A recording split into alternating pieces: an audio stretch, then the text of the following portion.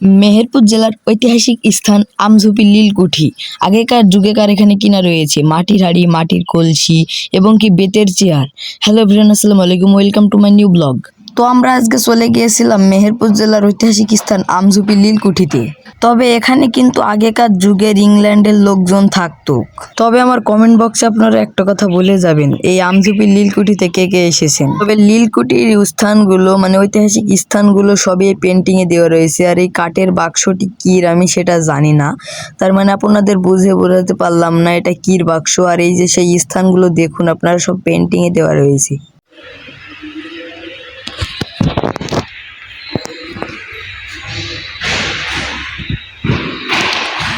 তবে আগেকার যুগে এখানেই কিন্তু এই লীল চাষ হতো। তবে সুন্দর লাগছে বাগানটি।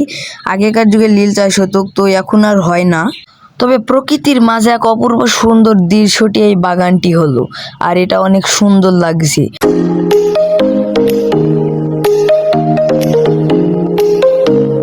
তবে শত শত বছর আগেকার পুরাতন গাছ, জানি না এই গাছগুলো কে লাগিয়েছিলেন, তাদেরকে অসংখ্য ধন্যবাদ। আগেকার ঐতিহ্য মানুষের এখন অনেক সুন্দর লাগে। তবে আগেকার যুগ যদি আমি এবার ফিরে পেতাম, শত শত বছর আগেকার গাছগুলো কি মোটা হয়ে গেছে দেখুন। আর এটা হলো কিন্তু ভূমি অফিস, আর এই যে সেই পুরানো আগেকার বাড়ি। তো চলুন আপনাদের ভেতরটা ঘুরে দেখানো যাক।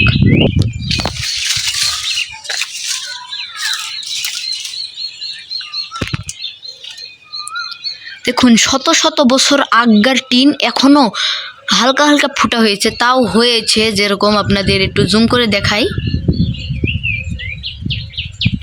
তবে জানি না এই ঘরগুলো বানাতে কতদিন বা কত মাস লেগেছে।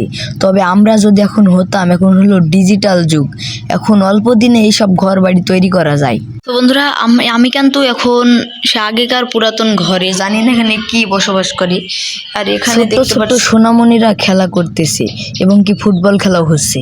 তবে আমার জানা মতে এই ঘর তিনটি কি দুইটি, যাই হোক ভালোই রয়েছে। এখন টিন মিন লাগানোর পরে ভালো হয়ে যেতে পারে। আমার জানা মতে আমঝুপি নীলকুঠিতে প্রায় 6-7টা এরকম পুরাতন বাড়ি রয়েছে। তো চলেন এই ঘরটির আমরা ভেতরে গিয়ে দেখাচ্ছি। ভেতরটা যে কেমন হবে আমি বুঝতে পারছি না। তো ভালোই রয়েছে, আগের ঘরটা ছাড়া এই ঘরটা ভালো রয়েছে।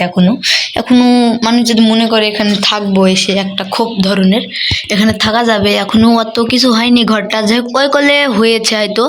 তাও দেখুন অনেক সুন্দরই আছে এখনো ঘরটা। যাদের লীল চাষ করতে করতে হাঁপ লেগে যেত, তারা এখানে এসে বিশ্রাম নিত। তো বন্ধুরা, ভিডিওটা আমি এখানেই শেষ করছি। যদি ভিডিওটা ভালো লাগে লাইক, কমেন্ট, শেয়ার এবং সাবস্ক্রাইব করে আমার পাশে থাকবা।